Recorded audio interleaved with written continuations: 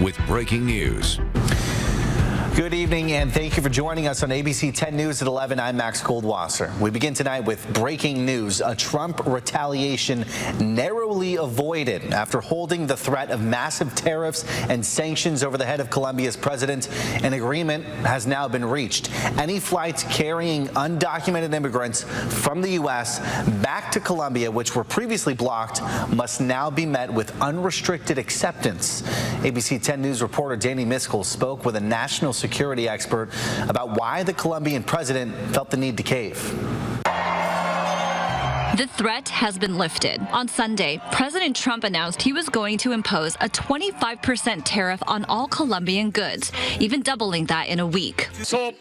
Colombian President Gustavos Petros tried blocking 2 repatriation flights carrying undocumented immigrants from entering the country, claiming those on board were not being treated humanely. The tariffs that would affect Colombia greatly because they've got $15 to $16 billion worth of trade every year with the United States, and most of that's in coffee and petroleum and cut flowers. This is Ron B., an expert on national security and international relations. He says President Trump's move to impose tariffs was his way of playing hardball. But the game isn't over yet. According to the White House press secretary, these sanctions will be held in reserve and not signed unless Colombia fails to honor this agreement. Ron says the U.S. already has economic leverage over Colombia, holding a $3.6 billion surplus on Colombian goods. So Ron says President Trump's message to Colombia with these tariffs was clear. You need us more than we need you. In a social media post,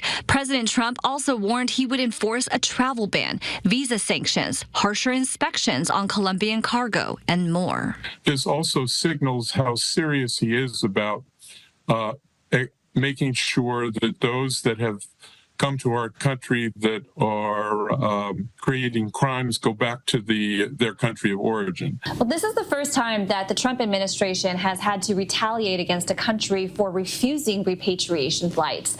Do you think President Trump is trying to set a precedent here on the international stage? Yes, I think it is, and he's also set the precedent with Mexico and Canada. As you remember, he threatened a 25% tariff on everything that they make that comes into this country because of not dealing with the border and the fentanyl coming across the border. The press secretary also says the visa sanctions and enhanced inspections from Customs and Border Protection will remain in effect until the first plane load of Colombian deportees is successfully returned.